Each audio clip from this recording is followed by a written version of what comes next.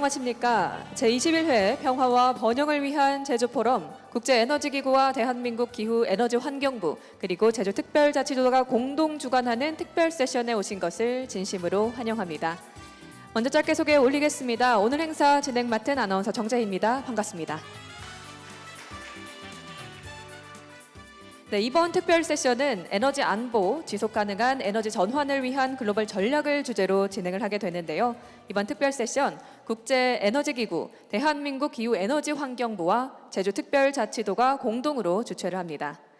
오늘날 국제사회는 기후위기와 지정학적 불확실성이 심화되는 가운데 에너지 안보와 탄소 중립이라는 두 가지 중요한 과제에 직면해 있습니다. 이러한 상황 속에서 재생에너지, 수소, 에너지 효율 향상, 녹색 금융과 같은 다양한 기술과 정책 수단이 주목을 받고 있으며 그 무엇보다 국가 간의 협력과 연대가 중요해지고 있는 시대입니다. 이번 세션에서는 에너지 안보를 강화하면서도 지속 가능한 에너지 전환을 실현하기 위한 글로벌 전략과 협력 방안을 함께 모색해 보고자 하는데요. 오늘 특별 세션의 의미를 더욱 깊이 있게 조망해 주실 기후에너지환경부 오일영 기후에너지정책실장님의 기조 연설을 청해 들어볼 텐데 실장님 소개 짧게 올리겠습니다. 기후에너지환경부 기후변화정책관과 대기환경정책관, 대통령 비서실 기후환경비서관실 선임 행정관 등을 역임하며 우리나라 기후에너지정책의 수립과 또 추진을 이끌어오신 전문가십니다. 현재는 기후에너지환경부 기후에너지정책실장으로서 탄소 중립, 지속가능한 에너지 전환 정책을 총괄하며 대한민국의 기후, 에너지 정책을 이끌고 계신데요. 오늘은 전기화 시대, 에너지 안보의 새로운 정의와 국제 협력을 주제로 대한민국의 에너지 전환 전략과 글로벌 협력 방안을 말씀해 주시겠습니다. 오일영 실장님 무대 위쪽으로 모시겠습니다. 여러분 큰 박수로 환영해 주시기 바랍니다. 네, 오른쪽 위쪽으로 한번 모시겠습니다.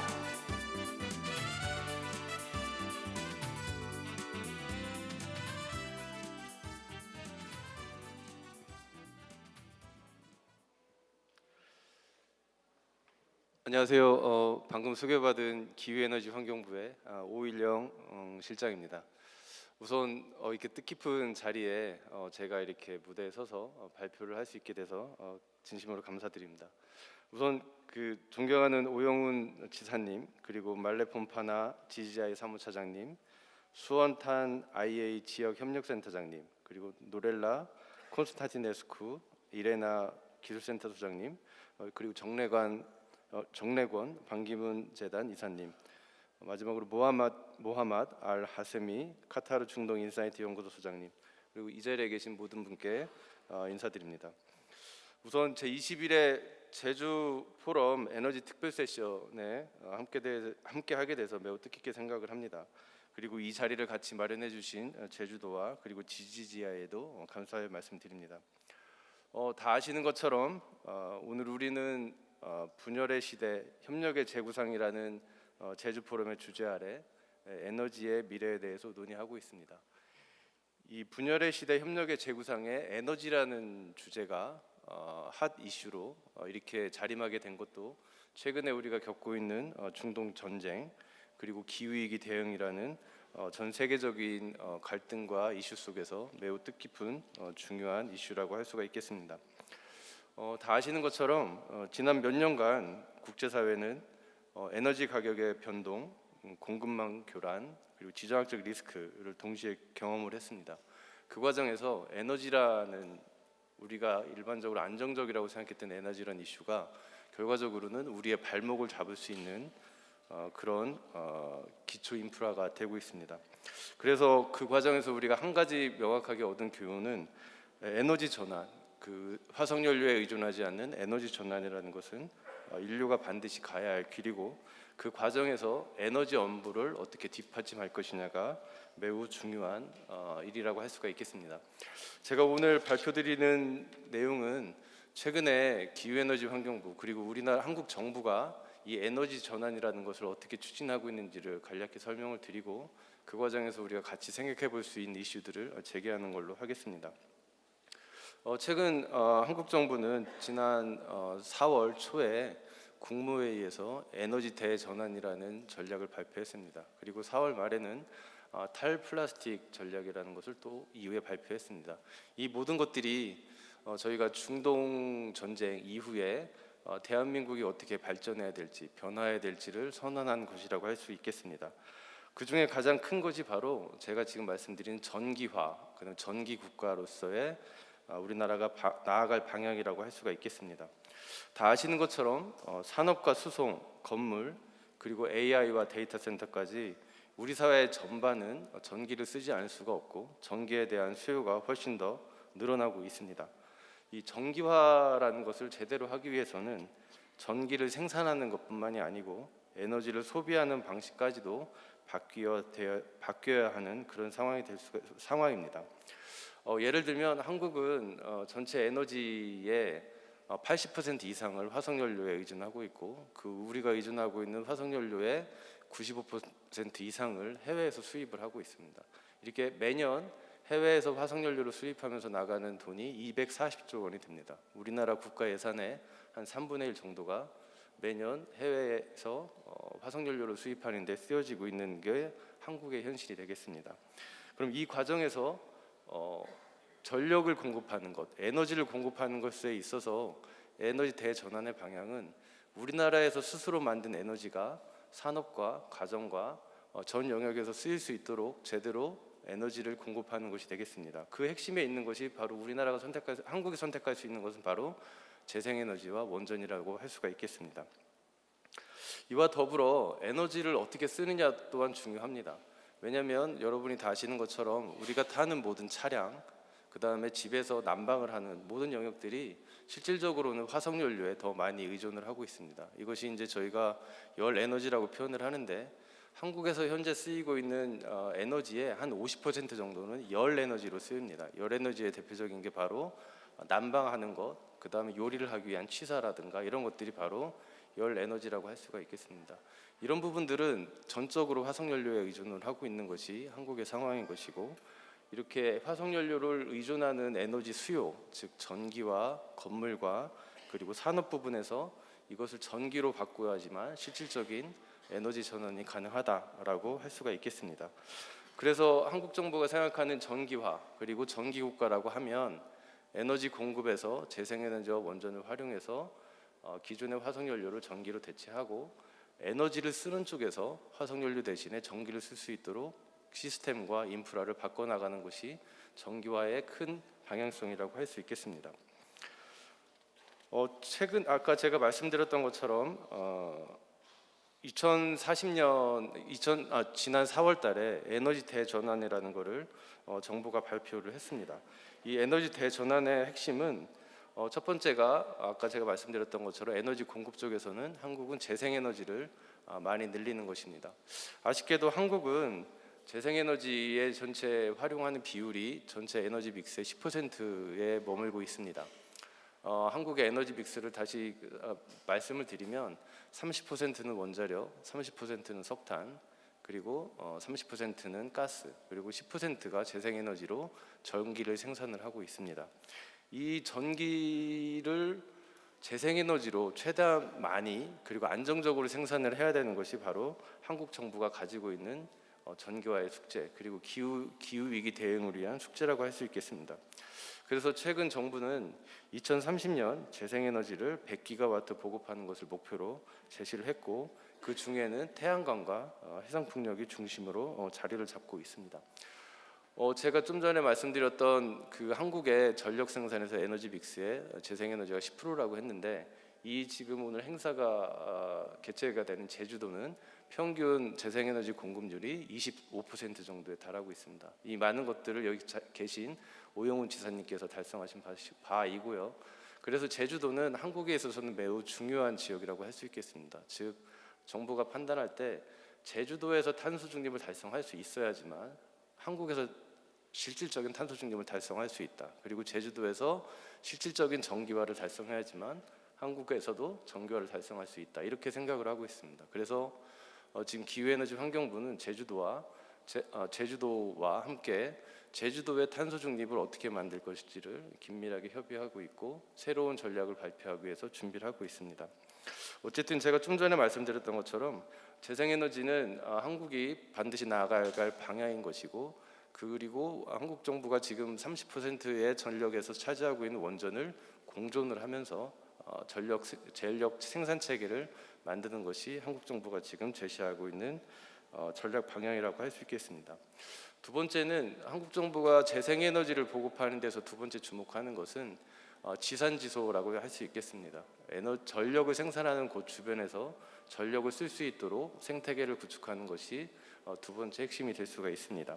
그 지산지소를 하기 위해서는 그 지역에 맞는 전력망이 구축이 되어야 되고, 지역에 맞는 전력 시장이 만들어져야 되고, 그 지역에서 생산되는 전력을 쓸 수 있는 수요자 혹은 기업들이 존재를 해야 됩니다. 그래서 현재 한국 정부는 지산지소와 그리고 지역 발전이라는 두 가지의, 지역의 지속가능 발전이라는 두 가지 아젠다를 융합을 해서 최대한 지역에서 재생에너지를 생산을 하고, 지역에 신규 기업을 유치한다거나 신규 성장 모델을 발굴하는 것을 두 번째 중요한 이슈로 그 아젠다로 생각을 하고 있습니다.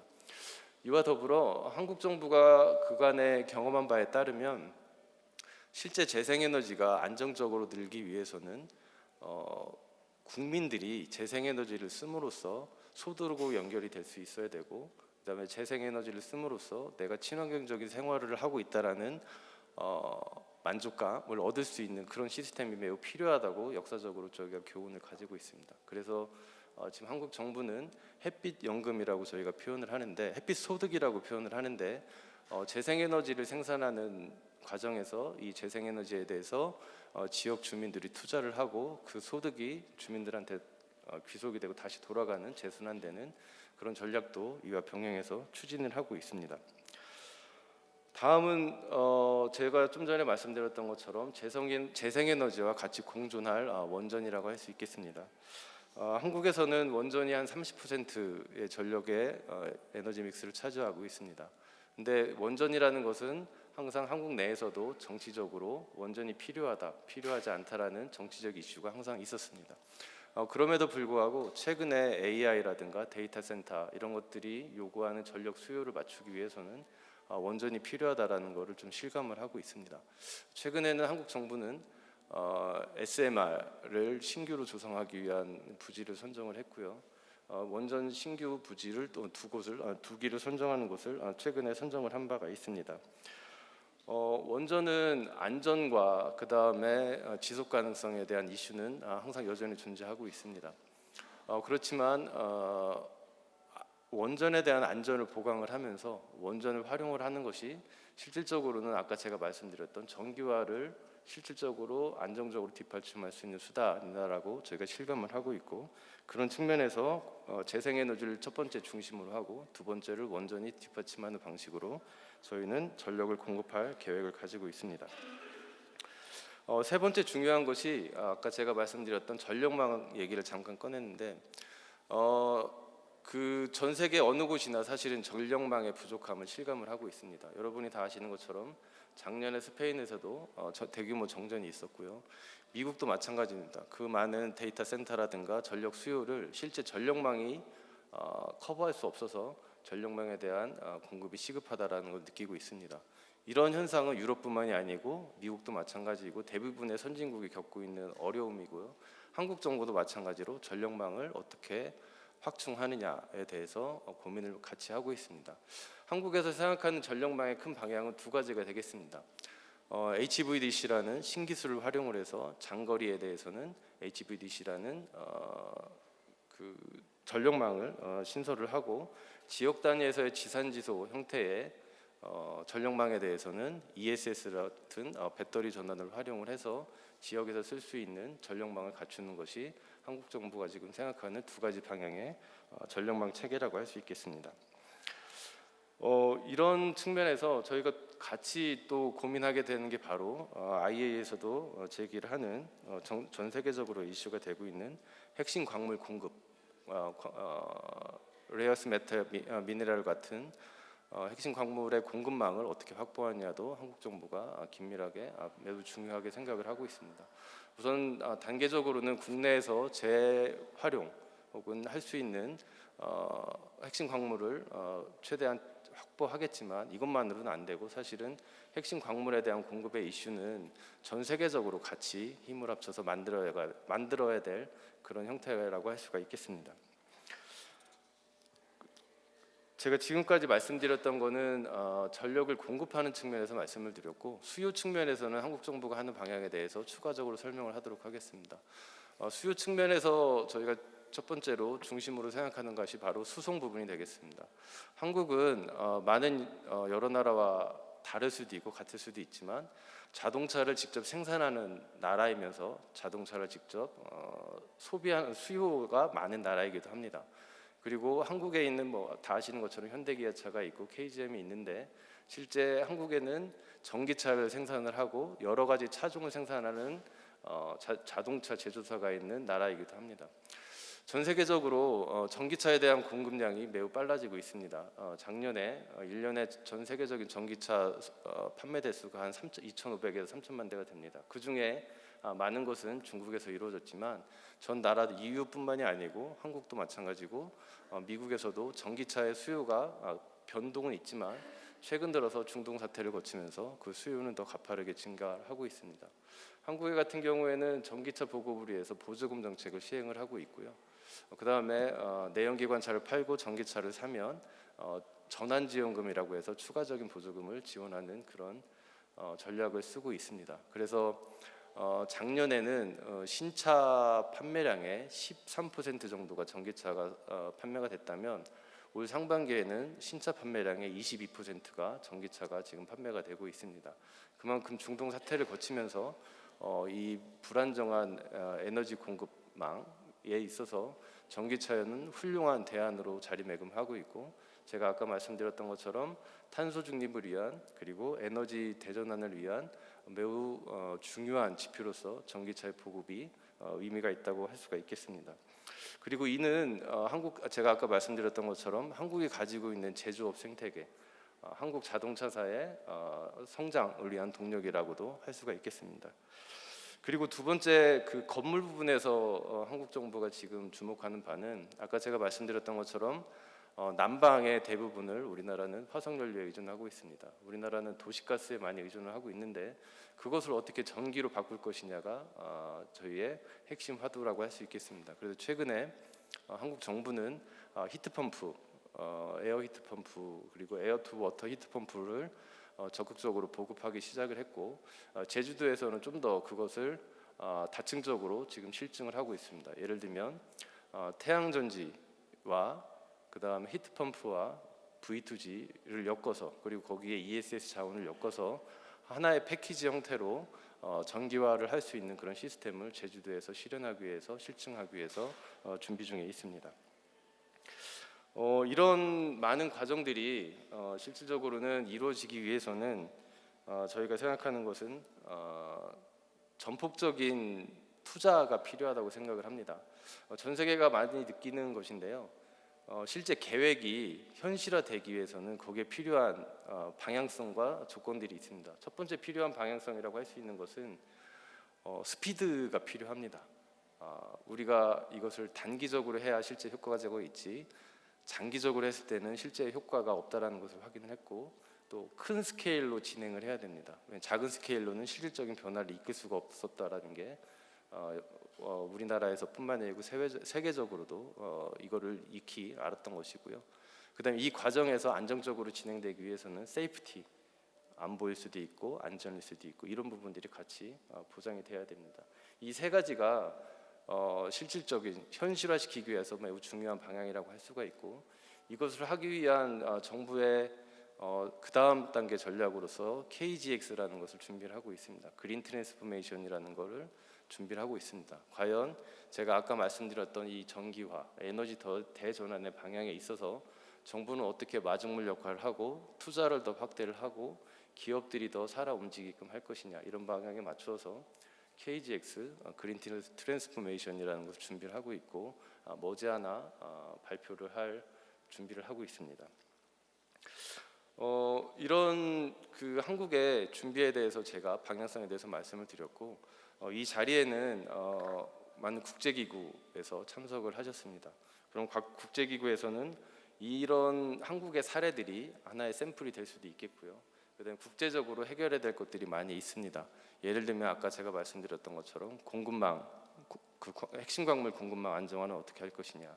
그리고 제가 말씀드렸던 전기화라는 것들이 실제 꺾이지 않고 지속적으로 유지될 수 있도록 어떻게 이니셔티브를 만들 것이냐. 그리고 세 번째는 한 나라에서 멈추지 않고 다른 나라로 어떻게 전파되도록 할 것이냐. 이 모든 것들이 국제기구와 각국 정부가 같이 협력해서 해야 될 방향이라고 생각합니다.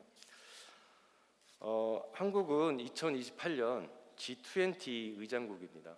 앞으로 이제 2년 후에 한국은 G20를 개최를 하게 됩니다.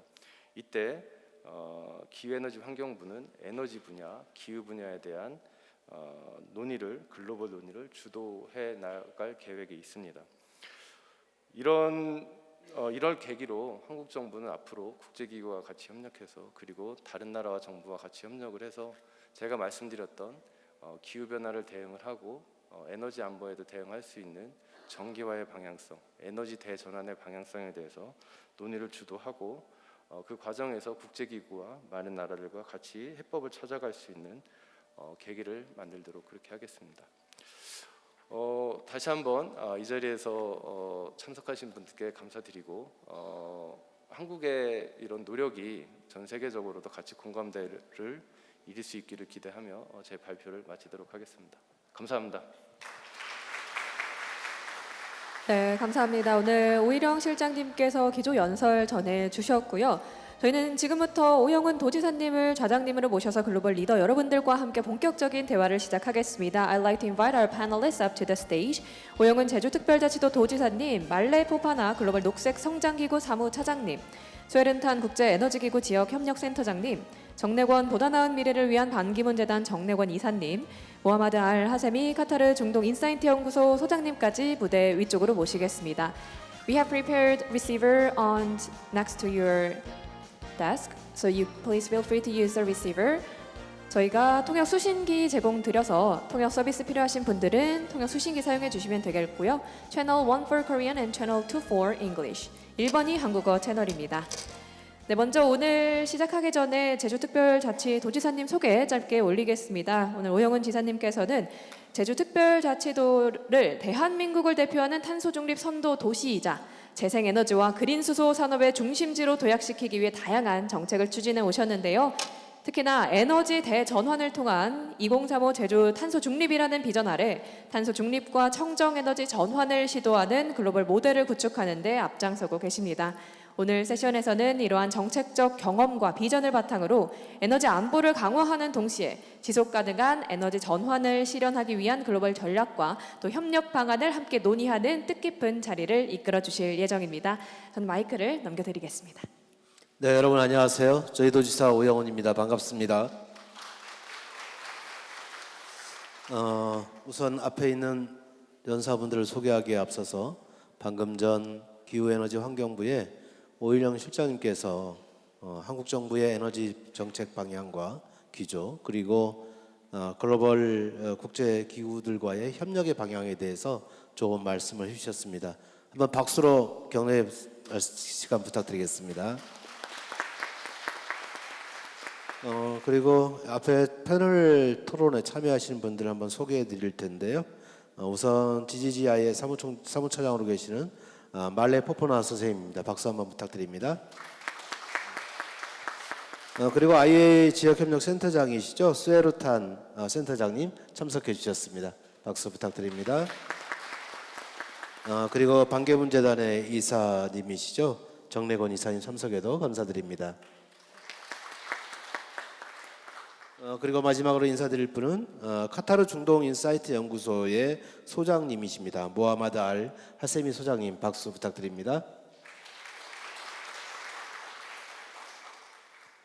제주의 에너지 정책을 간단히 소개하면요. 오일영 실장님이 이야기한 것 중에 핵심 광물 내용만 빼면 전부 다 저희도가 하고 있는 내용입니다. 그만큼 에너지 관련 정책은 저희도가 오래전부터 준비를 해왔고 2012년 카본 프리 아일랜드 정책을 통해서 처음으로 선보인 이후에 2024년 5월 1일 에너지 대전환 정책, 탄소 중립 2035 정책을 발표하면서 대한민국에서 가장 탄소 중립을 선도하는 도시로, 에너지 대전환을 선도하는 도시로 이렇게 비전을 제시하고 실내행을 거쳐왔습니다. 그런 과정에서 대한민국에서 최초로 그린수소 생산에 성공했고, 그리고 또 상용화하는 데도 성공하는 지역이 되었습니다. 최근에 이 그린수소는 분산에너지의 유연성 자원으로 각광을 받으면서 분산에너지 특구에서 가장 적합한 그런 자원으로 평가받고 있기도 합니다. 그리고 아까 실장님께서도 말씀하셨지만 2025년 지난해 연말 기준으로 재생에너지 발전 비율이 24%를 넘어섰고 아마 올해는 30%를 넘어서지 않을까 하는 전망도 해봅니다. 전기자동차 보급률도 가파르게 상승하고 있는데요. 지난해 보급률 원래 4월까지 10%였다가 최근에는 11%를 넘어섰고 아마 올해 12%를 무난히 넘길 것으로 보입니다. 전국 평균의 3배 가까이 오르게 되는 셈이죠. 이미 상반기에 전기차 보급과 또 히트펌프 보급에 있어서 도민들의 폭발적인 반응을 확인한 만큼 하반기에도 내년에도 이와 관련된 정책, 즉 전기와 관련된 정책은 더욱더 확대될 것이라 생각합니다. 이런 저희도가 재생에너지를 주도적으로 진행해 오면서 가장 느끼는 어려움 중에 하나가 다양한 금융지원 정책이 아닐까 싶습니다.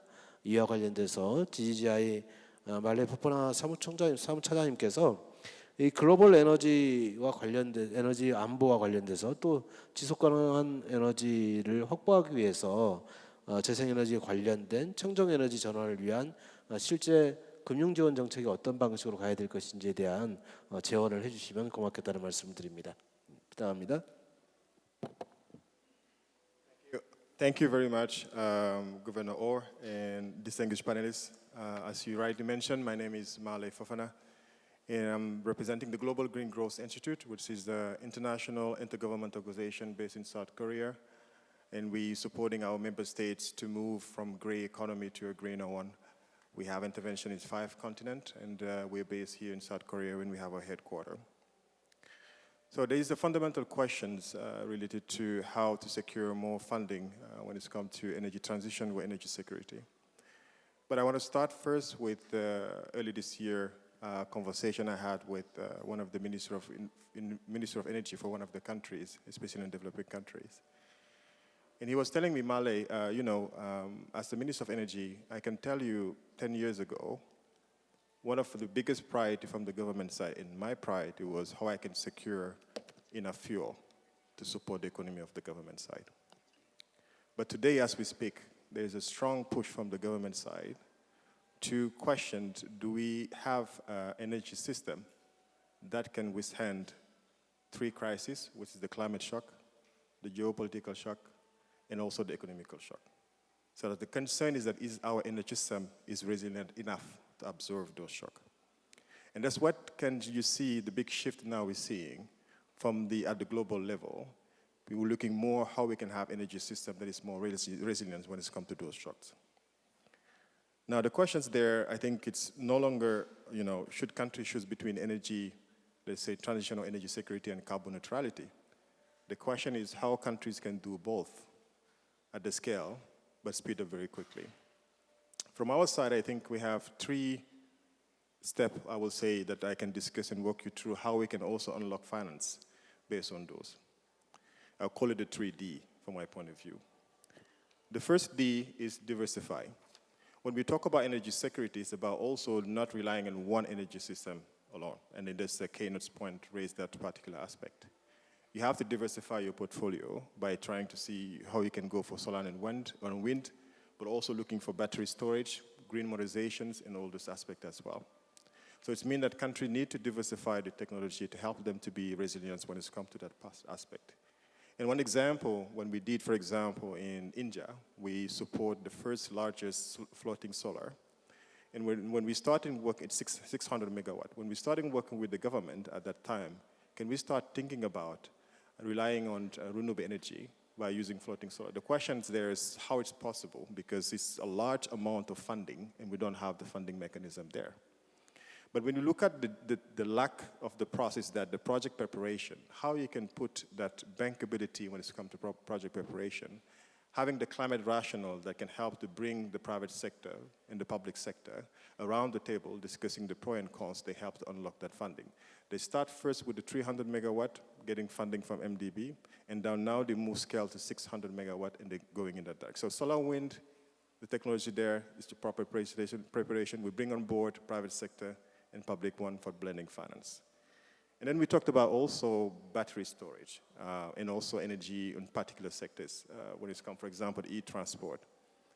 One of the examples, we talked a lot about ITMO, which is the Internationally Transfer Mitigation Outcome. There's one recent example of how we can unlock finance by helping transition in particular sectors. For example, Cambodia, and I think we worked with the Minister of Moti that time. So Cambodia government have a target to reduce and introduce 70% of the e-transport to be green. But I think the question, how are we going to get the funding? How we can push the sectors really to just increase and start transformation? What we did is just we worked with the government to build in place the regulation on the policy side. And with the current cooperation with Moti, what Moti did is that they give funding, but not directly to the government of Cambodia because the regulation is there, but to a private sector. And what the private sector did from Korea is they build investment on the charging station, so how people can charge the e-bikes, and they offer 8,000 e-bikes to just trigger that process. So by offering 8,000 e-bikes, people can start using the e-bikes and reduce emission, and that reduction of emission can be transferred as a ITMO. So there's no funding coming from the government of Cambodia. But there's a way also you can unlock sectors by using ITMO, but also bilateral agreement between countries. So now that's one I discussed about, just about diversifying, just some example. The second is, I think we hear a lot about, for me, the issues, there's no link to the lack of plan. We have really solid planification, really energy system. The point is just how we can deliver. That's the second D. And I think delivering means that how you can move those plans into concrete actions. By concrete action is having bankable project, and the bankable project will come with the access to finance. Recently, I think probably a couple of days ago, we have supported Fiji to have the energy master plan. Well written, quite ambitious. But they need $3 billion to make it happen. The plan stopped there. So how they can move from the plan side to go to investment. And that's the work we're doing to help them to just move from that. What are the different type of projects they can put in place? What are the different energy systems they can put in place and move those to a bankable sector? So how we can move quickly from that plan to delivery. So I think that's the second D that I want to mention there. The third D, I think, is more on de-risking, because we talk about helping countries as well. Because all of links also to risk perception, right? You can have a good plan, you can have a good technology, but if the risk is high, you will not get investment coming from the private sector. So what type of mechanism you can put in place to make that de-risk to help the private sector to be in, but also helping the government to use the blending finance to be able to attract those. So that's the de-risk part. And then within GTI, what we did we have some trust fund inside GTI. One is the trust fund we have called the Korean Green New Deal Trust Fund. And that trust fund aimed to unlock and prepare de-risk mechanism, but also unlock sectors by having the preparation of project and portfolio. And we have a lot of work, for example, on green hydrogen. So we have a green growth to green hydrogen as well that we work with a lot of countries. And I think the way we do that also is just help to have what I will call the GTF, which is the green, let's say, transition facility on green bond issuance, linked to pipeline of projects that are green to include and unlock the sectors. So you have those mechanisms that can help really to help countries to move away from that particular aspect when it's come to project to policy, move away from planning, but really going on concrete elements that link to the delivery part. And last but not the least, I think it's just about what I will call, there's no country that can do it alone. And I like the keynote part because there's now the trends of how we can manage as a country, because what I strongly believe from our conversation is that in the new era, countries that will be able to continue doing this let's say, transition and being able to be far in advance are the countries that will be able to build the system, not only as a country alone, but how you can be building system with the countries that have part of your value chain depend on the sector that you're working at. And now we started an initiative what we call the Green Corridor, for example, when we work with different countries, for example, in Australia, because we talk about the ore, we talk about the green steel, moving from to CJK, China, Japan, Korea, and that's going to the Pacific region. So each country have a role to play into the value chain because they know each other, because they want to decarbonizing the steel industry, and the way to do that, each country will play their role. So that kind of networking and ecosystem will help to build resilience across countries, and that's how we're supporting those countries as well. And as for now, we mobilized just last year for our member state $4 billion, and with different public and private sector as well that's linked to it. So that cooperation, it's quite keen, and we see more new initiatives on carbon market with the Article 6, how those can be also help to unlock the pipeline of project, right? And I think that we have what we call the carbon transaction facility, will help also to unlock that particular aspect through, let's say, carbon market as well. And we have a pipeline of $200 million for preparation fund and supporting those countries. And recently we have Singapore joining as well. So what I mean by that is that there is a strong push to diversifying your portfolio in terms of technology. You have to deliver very quickly at scale. You have also to put a de-risk mechanism to attract private sector and public sector to have a blending finance, but also building partnership, because as a country alone, you will not be able to survive if your energy system is not able to withstand those three climate shocks which require resilience in the long term. So that's the point I want to share, Governor Orr, on your point. 네, 여러분 감사합니다. 박수 한번 보내주실까요? 네, 우리 말레 포파나 선생님께서 다변화의 중요성, 다양한 에너지 시스템의 확보, 그리고 계획의 부재, 또 위험의 완화를 주제로 소중한 말씀을 주신 데 대해서 감사드립니다. 특히 제가 임팩트 있게 받았던 내용 중에 하나는 전기자전거 민가 유치 사례도 상당히 의미 있게 들렸고요. 그리고 그린 수소 관련돼서 그린 수송 자금 조달 프로젝트도 국가의 보조금 정책도 중요하지만 민간의 투자 유치를 어떻게 엮어내면서 에너지 대전환의 동력을 확보할 것인지 상당히 인사이트 있는 내용이었다고 생각합니다. 감사드리고요. 두 번째는 스웨르탄 우리 IEA 지역협력센터장님께 질문을 드리도록 하겠습니다. 지금 현재 중동 정세가 상당히 불안정하게 계속 지속하고 있고 에너지 생산에 대한 불안이 전 세계를 뒤덮고 있다고 생각합니다. 이러한 또 정책 때문에 정세 때문에 청정 에너지로의 전환에 대해서도 에너지 안보의 위협 때문에 좀 더 속도를 줄이거나 조절하고 있는 이런 현상도 나타나고 있는 것 같습니다. 이럴 때일수록 각국 정부가 어떤 협력을 통해서 이 문제를 어려움을 극복해 나가야 될지, 또 정책적 해법은 또 어떤 게 돼야 될지 의견을 주시면 좋을 것 같습니다.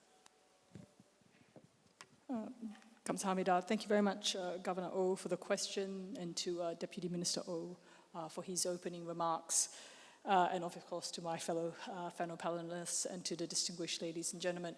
So firstly, the IEA is very honored to be able to co-host this event with the Ministry, as well as with the Jeju Special Self-Governing Province. This is a very important forum, and it comes at a time when, as the Governor has just said, we are in the midst of the world's largest energy crisis that we've ever faced in our history. And I think the theme and the objective of the Jeju Forum, the importance on focusing on cooperation, on keeping our eyes on energy transition, really resonates very well in this current difficult and fragmented political context. I also want to welcome the announcement of President of Korea at the G7 meeting in France last week, which highlighted the desire to work with the International Energy Agency Secretariat to strengthen energy security cooperation, obviously at a global level, as the Minister mentioned, but also very importantly right here in Asia Pacific. And that's because for us in this region, the Middle East crisis has really highlighted the vulnerability of this region because of our dependence on the imported oil in terms of crude, but also products, as well as LNG coming out of the Middle East. So about 80% of oil and oil products transiting through the Strait of Hormuz in 2025 came into the Asia Pacific, and about 20% of the global LNG that transited through the strait also came into this region. So when we have a crisis where the strait was blocked and there was inability for those products to come through and into the region, we really felt the consequences almost immediately here in this region, both here in Korea as well as in other parts of North Asia, but also very importantly Southeast Asia, where my team and I are based in Singapore. I think the other key thing that we've seen out of the crisis is the vase is now broken. It's a very old proverb, but it basically means that even, and we hope that with the MOU that was signed last week and the ongoing peace negotiations in Switzerland, that the peace does hold, but the reality is, in the wake of this crisis, the perception of energy risk has changed forever. And what it means is that we now see countries really reviewing their strategies, their policies. We see investment stakeholders, bankers, etc., thinking through how do we want to manage this situation when we know we can have these sort of unexpected and prolonged disruptions. And it has really made the importance of diversification, so we have a common D in place, Malay and I, but also predictability and trust as the real key elements now that we need to see underpinning the global energy cooperation and discussions. Let me just highlight 3 elements that we think will be likely in terms of the changes that we'll see as we come out of this crisis. So firstly, as I said, diversification, which has always been the International Energy Agency's golden rule for energy security. I've highlighted how the recent conflict has shown Asia's vulnerability in terms of just the global fuel price volatility, but the supply risk, and it really has reinforced that importance of making sure that you think about a resilient energy system and a diversification, not just in terms of who you get your supply from, the trade routes that the supply and the product comes from, but also the supply sources and the types of energy that you can use as a country and as a government. We've already seen producers in the Middle East, and I'm sure that Muhammad can talk a little bit more about this, that many of the producers in the Middle East are now looking for alternative ways to get their product into the world, so building pipelines rather than relying through the strait. We've also seen producers thinking about building oil stocks outside of the Middle East, so including discussions between the UAE, United Arab Emirates, and India recently. And finally, we've seen people like the USA, a lot of the Latin American countries looking for opportunities to increase their supply. So you've seen that on the producer side.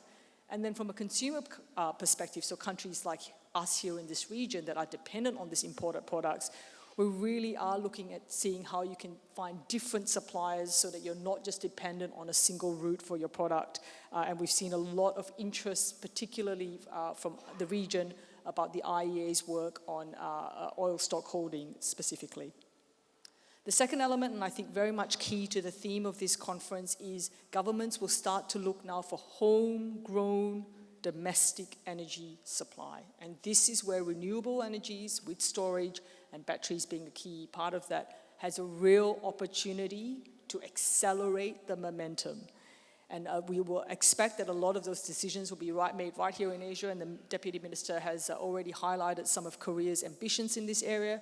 We're also seeing those ambitions very clearly in Southeast Asia, where a lot of the governments there have put high renewable energy targets in their power development plans and thinking through now how do they finance some of those ambitions, and Malay has obviously highlighted some of those. We've already seen some of those changes in the trends. So for example, the very large amount of solar panels that have been imported and being used in parts of Southeast Asia, including the Philippines. It's now the second largest importer of solar panels in the world. And we're really starting to see some of that investment occur. I do want to be honest and say that we do also think there will continue to be investment in coal. And we've seen a bit of that gas to coal switching as a result of this crisis. So it is something that we need to keep bearing in mind as we think through how do we get that balance between both energy security and energy transition together going forward. And then the final element, and it's fantastic because basically the Deputy Minister has said everything I needed to say on this, which is the importance of what the IEA calls the age of electricity. So electrification, that really important need to try and as much as possible electrify the end users of energy, whether that's transport, buildings or households, as the Deputy Minister O has already highlighted in a lot of his speech about what Korea in particular is doing. But on this note, I would say we've seen a very good trend. So for the Asia-Pacific region, already accounts for over 50% of the world's electricity use. So that's very positive for this region in the context of what's happening globally. And we're also likely to see this number grow given a lot of the announcements from the government in this region. We see electricity-related projects already accounting for about 60% of total energy investment. So that's about 2 trillion, this is USD, $2 trillion dollars out of the total of 3.4 trillion USD dollars that we expect to be invested this year in 2026. And that is a huge jump because 10 years ago, that percentage was 40%. So I think that's very positive. One big area is air conditioning. It's a real opportunity because it's such a growth for countries in Southeast Asia where only 30% of households have one air conditioner and it's very, very hot in parts of Southeast Asia. The second one is electric mobility, and Deputy Minister O has already highlighted the excellent progress here in Korea, and we also see that happening in Southeast Asia where a lot of the governments, including Indonesia, Cambodia, Vietnam and Laos PDR have increased incentives for people to buy cars. And finally, the need for electrification, particularly for data centers and the growth of AI, and how do we start to make sure that there's enough energy for the amount of data centers needed. So I think on that note, just a final point I wanted to wrap up in terms of the policies. The one area that I think Korea in particular has an opportunity to really showcase and share your learnings and your excellent work is in the space of nuclear energy, particularly for Southeast Asia, where there are a lot of potential nuclear, what we call newcomer countries. So there's no history of nuclear in Southeast Asia. There is an opportunity, I think, here for Korea as part of their collaborative efforts and knowledge sharing to really step in to support. So we've got governments like Indonesia, Philippines, Vietnam, Thailand, as well as Singapore and Malaysia, expressing and putting the power of nuclear in their power development plans. And I think, for example, the case study of Korea's work with the UAE for the Barakah nuclear power plant is a really excellent example of a long-term cooperation between government to government, all the way from making sure that the regulator was there, the policies were in place, to building the plant, to making sure now as part of the handover that there is that plant ready to be operated. And the fact that that was done from the start to the end in 15 years, I think is a very excellent case study that should be shared more. And I think there's a lot of interest in Southeast Asia for that. So thank you very much for that opportunity, and I'll hand back to you. Thanks, Governor Noah. 네, 여러분 박수 한번 부탁드리겠습니다. 소에르칸 센터장님께서 아까 좀 전에 얘기했던 말레 포파나의 다변화 논의에도 공감을 표시해 주셨고, 또 우리 오일영 실장님께서 얘기하셨던 대한민국 정부의 정기화 정책에도 크게 공감을 해주셨고, 대한민국의 에너지 정책의 가능성에 대해서도 높은 평가를 해주셨습니다. 다만 약간 저도 걱정이 되는 부분이 에너지 안보와 에너지 전환이 상충될 수 있는 측면이 좀 있을 수 있다. 그리고 IEA가 지금까지 진행해왔던 에너지 대전환 정책이 에너지 안보 문제 때문에 오히려 혹시 속도가 덜 나지 않을까 하는 걱정도 있다는 점 말씀드립니다. 잠시 후에 시간이 남게 되면 이 부분에 대해서 한 번 더 말씀해 주시면 고맙겠습니다. 감사하고요. 세 번째 지정 토론 이어가도록 하겠습니다. 우리 반개문 재단의 정래권 이사님께서 말씀을 해주실 차례인데요. 이 에너지 안보와 탄소 중립이 이제 약간은 상충되는 목표가 될 수 있고, 또 특히 각국의 에너지 기술과 관련된 차이가 협력을 일정 정도 제어할 수 있는 요소는 있지 않을까 하는 걱정이 있습니다. 이 기술의 차이에도 불구하고 어떻게 각국 정부끼리 또 내지는 도시끼리 에너지 안보 협력을 더욱더 강화할 것인지, 이런 측면에 대해서 말씀해 주시면 좋을 것 같습니다.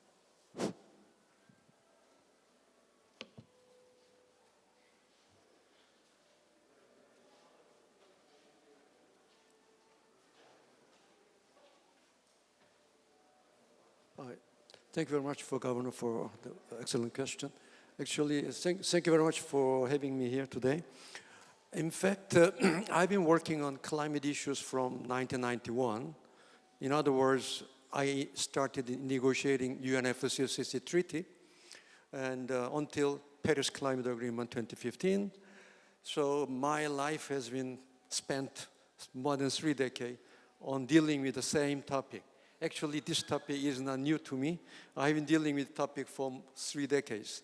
Energy security, climate crisis, how we can synergize them is remaining constant agenda forever.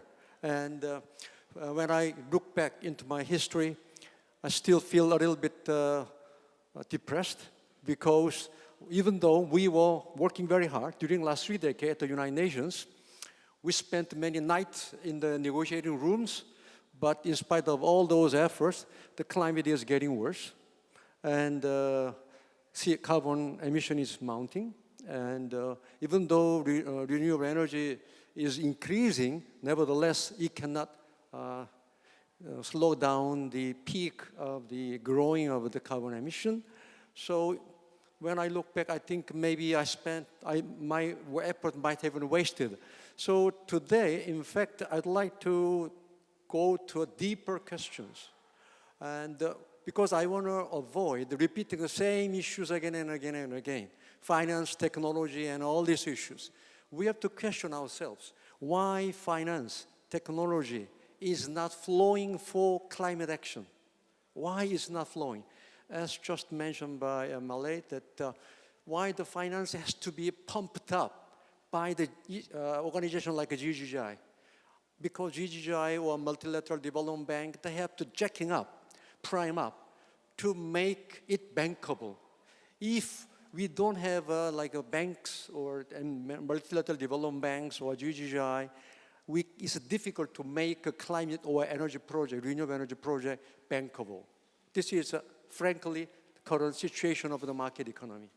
So I'd like to go a little deeper, how we can make renewable energy project bankable from the beginning without any kind of intervention by GGI or MDBs or sustainable finance initiatives. So I want to go a little deeper on this. So actually this is about global strategy. I'll talk a little bit about. I see that there are 3 challenges and maybe 2 opportunities. I'd like to go first from the challenges. Number 1 is, from my point of view, we have been talking a lot about transfer of finance and technology, but we didn't talk about carbon pricing. Because we never talked about carbon tax, because if we put tax on carbon, the easiest, the simplest way is putting tax on carbon. Then money and technology will flow for renewable energy. We know it from the beginning. But we have been afraid of pushing this agenda. There's a reason, I understand it. There's a reason that I don't have time to explain it. But now we can no longer ignore this issue. Now we have to grasp, and I've been always arguing that there are many ways of introducing carbon tax and carbon pricing without damaging economy and economic growth. Rather, we can use it even as a driver of economic growth and job creation. That was my argument. That's why I initiated the idea of green growth. I am the pioneer of green growth. I'm not sure whether you know, Mali, you know about that, but I started in 2005 myself. And I introduced it to Korean government in 2008. Still, I feel that the pushing green growth is an uphill battle. It's not easy. It doesn't happen naturally. We have to push it. Why we have to push it? Because the price is not right. Because renewable energy is still more expensive. That's why we have to provide incentive, government intervention, policies. Otherwise, it doesn't happen naturally. That's the issue. So I'm just to introduce the idea that we can change our tax base from income to carbon. We can reduce income tax, increase carbon tax without increasing total tax burden. This is ecological tax reform. I don't have time to explain about it. This is one issue. Second issue is fair burden sharing between developed and developing countries is still very much unfair. Current Paris Climate Agreement, we are counting carbon emission based on GDP. GDP means production. Production means, look at the case of China. We are finger-pointing China as a number one emitter of the carbon emission. But China is now using all those products they are making. They're exporting it. Chinese surplus, trade surplus is $1 trillion, which means $1 trillion embedded carbon is not used by Chinese. It's used by all of us. But who is responsible for it? China is responsible for it. In other words, current Paris Climate Agreement is placing the responsibility on exporting and the producing country, not on consuming and importing country. Look at the case of Europe. They say that they reduced their carbon emission by 40%. That's not true. They simply replaced it by sending out the steel or carbon-intensive industry to China and Korea. And they are importing it. So it's a carbon leakage. It's not carbon reduction. So simply they pushed it away. It's not a reduction, but they believe they reduced it. But in fact, it wasn't a reduction. In other words, so I'm saying that, I'm arguing that consumption emission, the consumers, consuming country, has to have a fair share of their burden. At the moment, the responsibility is only placed on the exporting developing country and the producing country. This is why it doesn't work so well. So I'm proposing this idea as one of the urgent issues for global strategy for our climate global regime. Number three is an opportunity. It's an opportunity.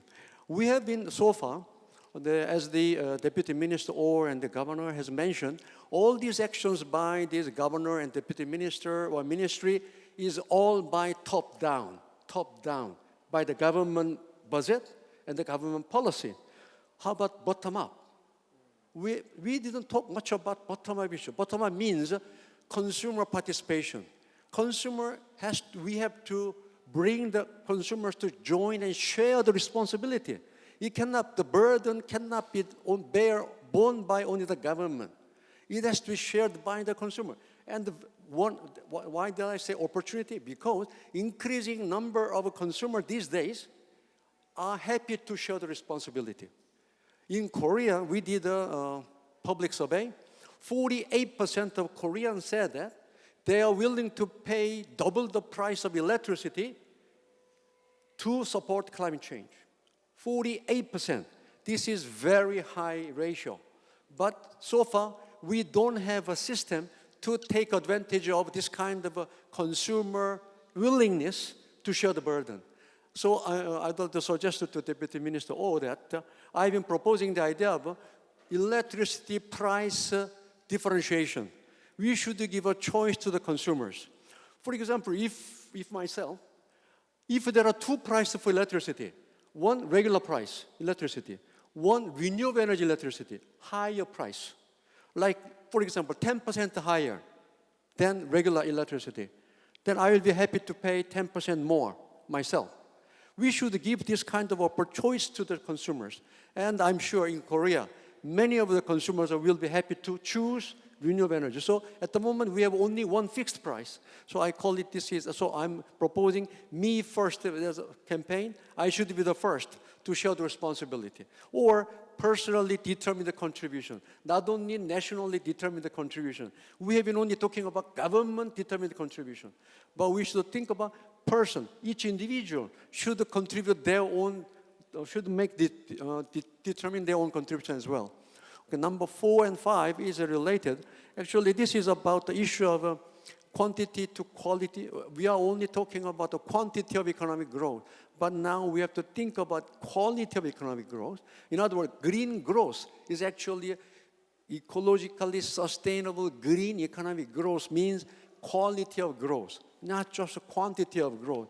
But at the moment, all the government and all the international organizations are still pursuing just a quantity GDP paradigm. So this is a very difficult issue. I don't want to talk too much about it. But I produced a report about it in 2012 when I was a director in the UNESCOP. I produced a kind of manual, low carbon green growth roadmap. I compiled all the policy measures necessary for and the best practices for the government to see. So the report is available, it's free. You can Google and you can just download it from Google. The report is there. But I find that not many people are using about it. I'm sorry about that. And the number 5. Now, at the moment, I'm promoting the idea of new climate economics. In other words, current market economics is too much short-term and static. It is only a static economic situation and short-term. I think we have to expand our economic discipline. The new climate economics means long-term and not dynamic, not short-term, but static, but dynamic. Dynamic means many people think that if we introduce a tax on the carbon, many people think that, oh, it will kill the economic growth. But in fact, there are, I don't have time to explain, Cambridge Econometric Center and the Global Commission on Economy and Climate has been publishing new climate economy report saying that introducing carbon tax, if we manage it properly and gradually, it can even stimulate even higher economic growth and innovation. So it not necessarily damaging economy and growth. So this is, I call new climate economic, not my own idea.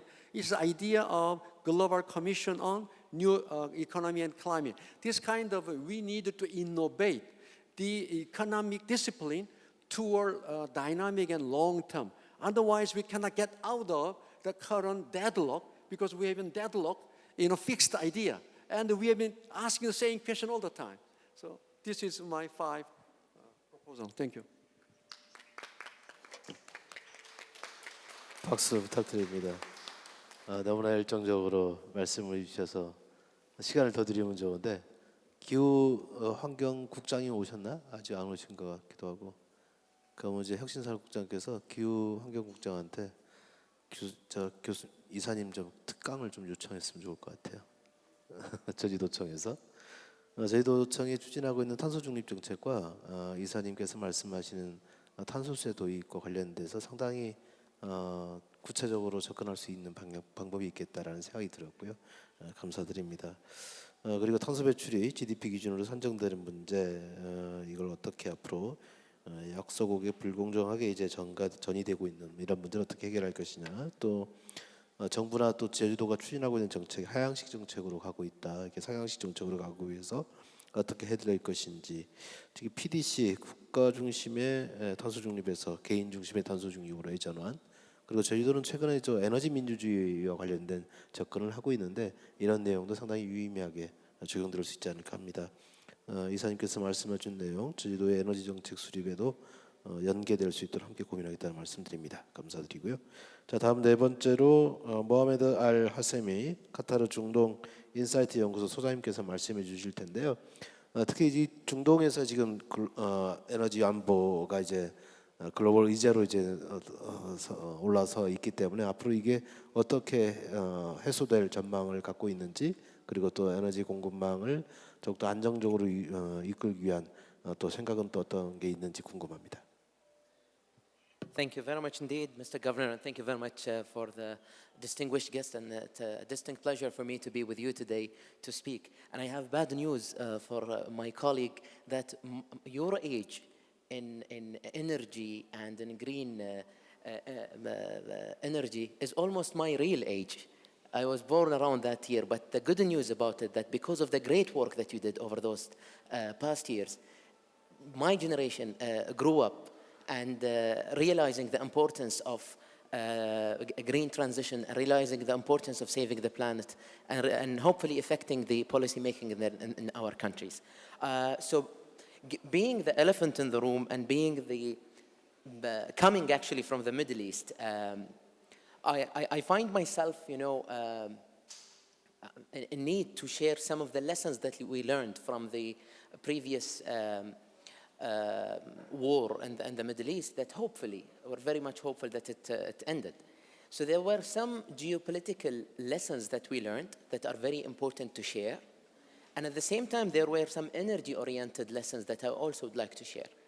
When it comes to the geopolitical lessons, I think the ideology that was adopted by the Gulf countries to be progressive and to focus on building the infrastructure and building education and universities and investing the revenues of energy was the right choice that we did, because those who disrupted the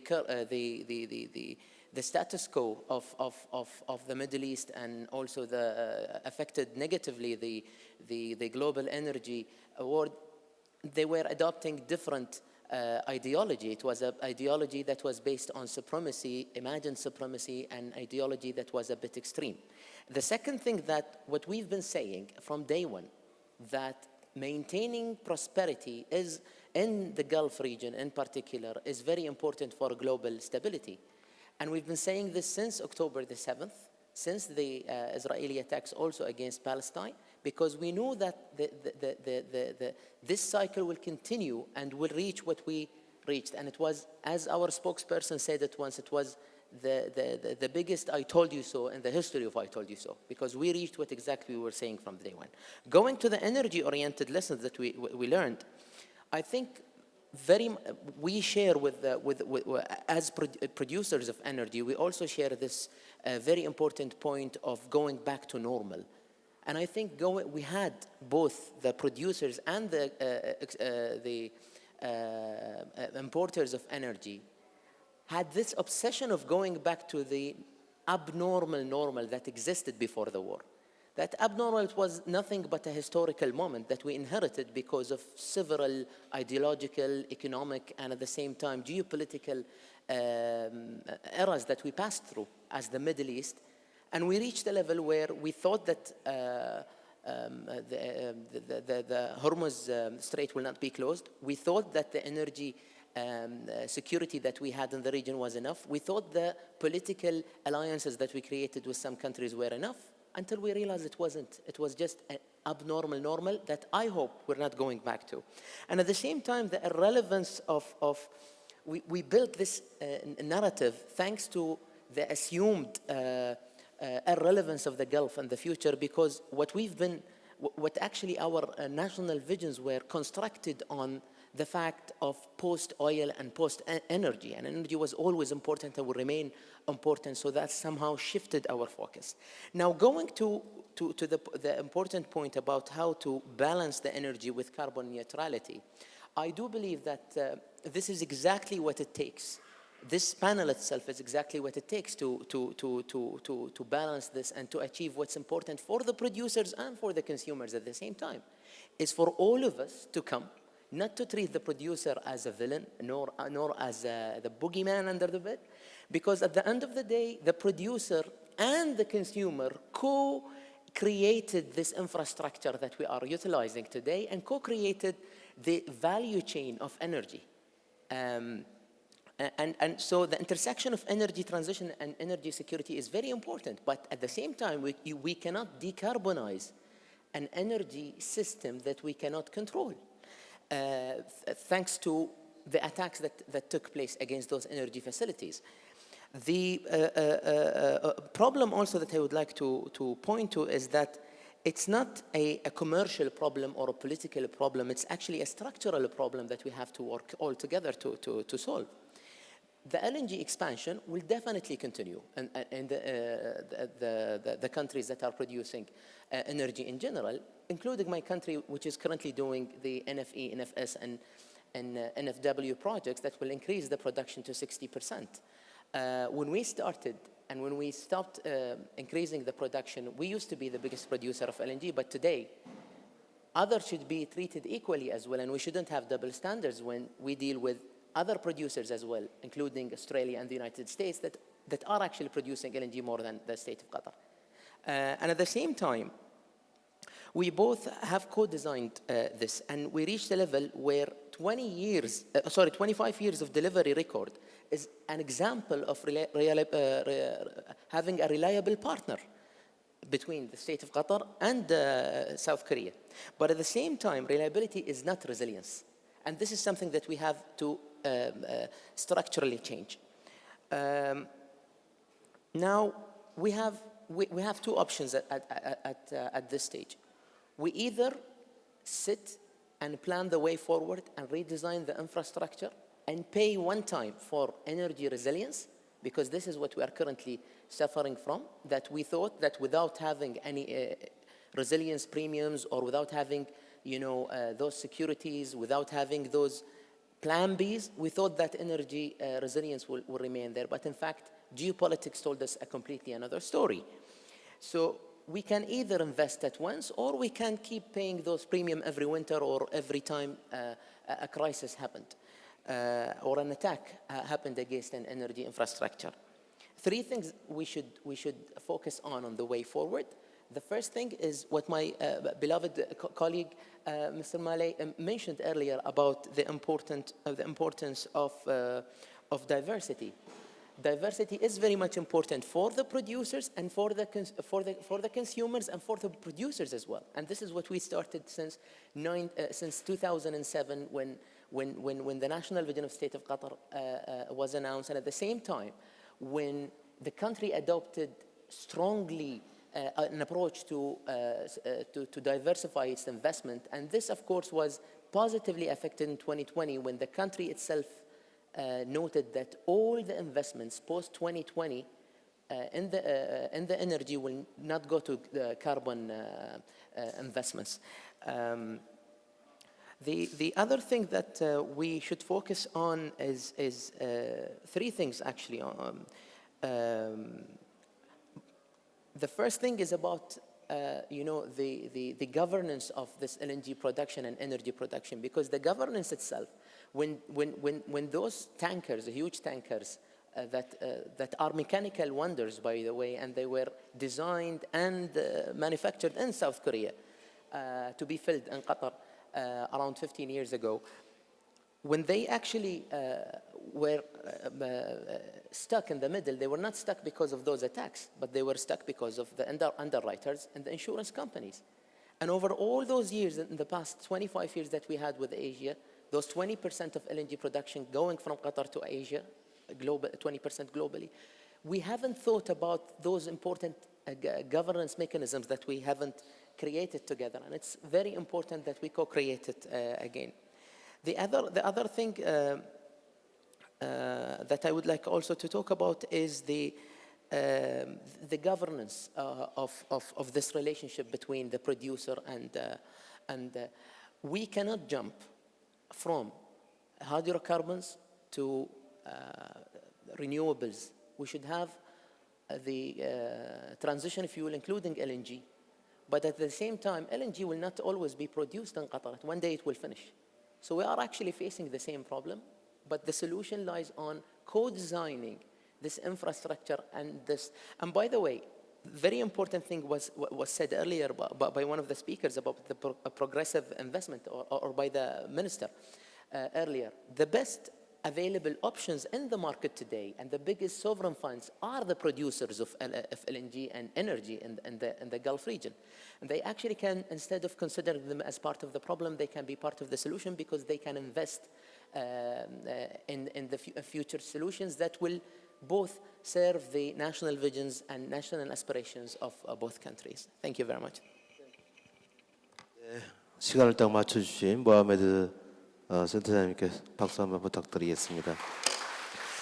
시간이 지금 환영만찬 시간도 예정돼 있기 때문에 계속 오래 할 수는 없지만 제가 패널 분들을 대신해서 실장님께 질문하는 것으로 양해해 주시겠습니까? 우리 실장님께 마이크 하나 전달해 주세요. 실장님께 마이크 전달해 주세요.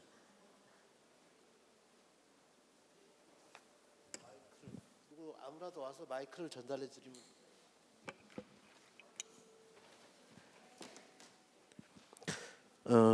지금 질문 중에 여러 가지 이제 패널 분들의 질문 중에 말레 푸파나 우리 사무처장님께서 얘기했던 게 저는 상당히 인사이트가 있었는데요. 지금 정부 중심의 보조금 정책이 한계가 있을 수밖에 없는 상황에서 민간 투자를 유치하기 위한 방향으로 새로운 에너지 금융 정책이 있었으면 관련된 내용을 말씀해 주셨거든요. 그래서 혹시 기후에너지부에서 이 금융 정책에 대해서 어떤 구상하시고 계신 게 있는지, 또 어떤 방법으로 그런 일들을 함께 해나갈 건지 생각이 있으면 말씀해 주시고요. 두 번째는 정래곤 이사님께서 말씀하신 내용 중에 탄소세 도입과 관련된 언급이 있었는데 이와 관련해서도 검토하고 계신 게 있으면 말씀해 주시기 바랍니다. 두 가지만 답변 좀 부탁드리겠습니다.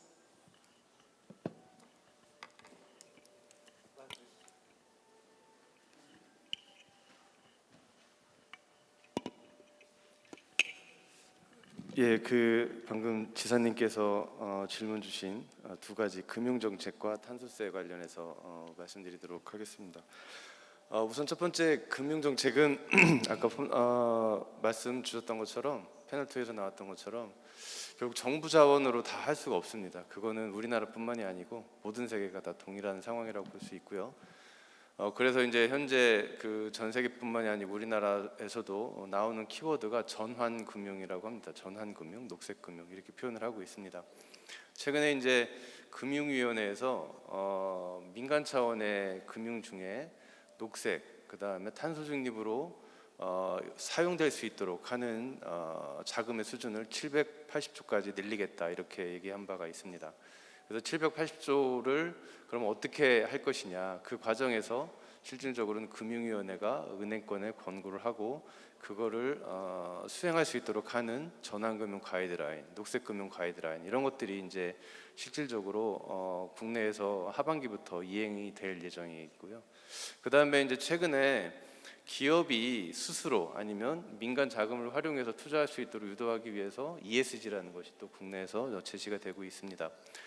우리나라는 아직 그 EU랑은 달리 ESG가 의무화가 돼 있지 않고 21년부터 마련돼 있었지만 계속 미뤄져 왔는데 올해 하반기에는 아마 실질적으로 정부 차원의 로드맵을 제시할 걸로 이제 예정이 돼 있습니다. 그래서 이 두 가지, 그러니까 민간 정책금융과 민간금융을 이끌기 위한 녹색금융과 전환금융, 그리고 기업들이 그 자금을 쓸 수 있도록 촉진하는 ESG 정책, 이 두 가지가 실질적으로 정부가 정부 재원뿐만이 아니고 민간 재원이 활용될 수 있도록 하는 그 트리거 역할을 할 것이다. 이렇게 정부는 준비를 하고 있습니다. 두 번째 탄소세 말씀이 있으셨습니다. 이제 탄소세는 많은 나라에서 도입한 나라도 있고 우리나라는 이제 탄소세 대신에 배출권 거래 제도를 이행을 하고 있는 나라입니다. 이제 탄소세와 배출권 거래 제도는 양 둘의 장단점이 있고 또 어느 나라는 탄소세와 배출권 거래 제도를 동시에 하고 있는 나라이기도 합니다. 우리나라는 이제 탄소세라는 이름은 없지만 그 자동차 여러분들이 원료를 쓰면 교통에너지 환경세라는 게 매기고 있습니다. 그게 한 7% 정도 세금으로 이제 별도로 매기고 있고요. 그러니까 그런 유사한 유형의 이제 세금도 같이 병행이 되고 있습니다. 실제 이제 정래건 이사님께서 말씀하셨던 것 중에 어떻게 콘슈머들이 바뀌게끔 할 것이냐 그런 부분들은 매우 중요합니다. 콘슈머가 바뀌게 하는 수단에 방금 말씀하셨던 것처럼 경제적 수단으로 탄소세가 있는 것이고 또 두 번째 우리나라에서 지금 추구하려고 하는 이니셔티브 같은 수단도 있고 여러 가지 수단이 있을 수 있습니다. 그리고 또 하나는 기업의 ESG나 이런 것들도 사실은 콘슈머의 입장을 바뀌게, 정책을 바뀌게 하는 그런 변화의 시발점도 될 수 있습니다. 현재 이제 한국 정부는 탄소세라는 것을 별도로 도입하는 것을 생각하고 있지는 않습니다. 그 이유는 배출권 거래 제도를 이미 하고 있고, 그 다음에 배출권 거래 제도에서 커버하고 있는 온실가스 배출량이 전체 배출량의 한 75% 정도가 됩니다. 그래서 배출권 거래 제도가 탄소세에 한국에서는 대안이 수단이라고 생각을 하고 있는 것이고, 다만 아까 말씀드렸던 것처럼 소비 부분에서 탄소세와 유사한 유형의 교통에너지 환경세라는 것들이 이제 존재를 하고 있습니다. 다만 이제 한국에서 개선해야 될 사항이 무엇이 있냐면 탄소 가격이 사실은 국제 전 세계에 비해서 매우 낮은 형태로 조성이 돼 있는 게 매우 지금 문제점이라고 되고 있습니다. 예를 들면 EU에서는 탄소 시장의 가격이 한 10만 원 정도 되는데 톤당, 우리나라에서는 지금 작년까지 한 9천 원 하다가 올해 한 2만 5천 원 정도로 올랐습니다. 이런 식으로 탄소 가격이 조정되는 과정을 거쳐야지만 실질적인 효과가 있을 걸로 보여지고요. 두 번째는 이제 기후에너지, 제가 아까 말씀드렸던 것처럼 교통에너지 환경세 이런 부분들이 있는데, 이런 부분들은 앞으로 탄소세라는 명칭으로 변경될 수도 있고 아니면 지금 이름으로 유지될 수도 있습니다. 다만 이제 교통에너지 환경세처럼 이런 재원들을 어디로 쓰기 위해서 우리가 세금을 걷느냐 이런 부분들에 대해서 국가 아니면 국민 차원의 정당성을 확보하는 것이 또 국가가 해결해야 될 방향 제시와 숙제라고 지금 생각을 하고 있습니다. 네, 이상입니다. 네, 감사합니다. 여러분 박수 부탁드리겠습니다. 패널 분들의 이야기도 들었고요. 또 우리 실장님 이야기도 들었는데 각국 정부가 생각하고 있는 솔루션에 대한 방법도 다 차이가 있을 것 같습니다. 다만 기후위기 시대에 책임과 역할을 어떻게 다할 것인지에 대한 생각을 먼저 하고 그리고 국가 간 다자 간 협력을 강화하는 것이 솔루션을 찾는 길이 아닐까 싶습니다. 많은 시간 함께 토론했으면 좋겠지만 시간 제약상 여기서 마치게 되면 이해해 주시고요. 계속되는 포럼에서 여러분 유익한 시간 되시기 바랍니다. 감사합니다.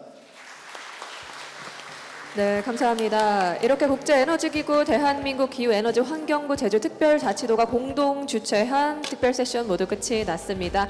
끝까지 함께해 주신 청중 여러분들께 다시 한 번 더 감사드리겠고요. 조심히 돌아가시길 바라겠습니다.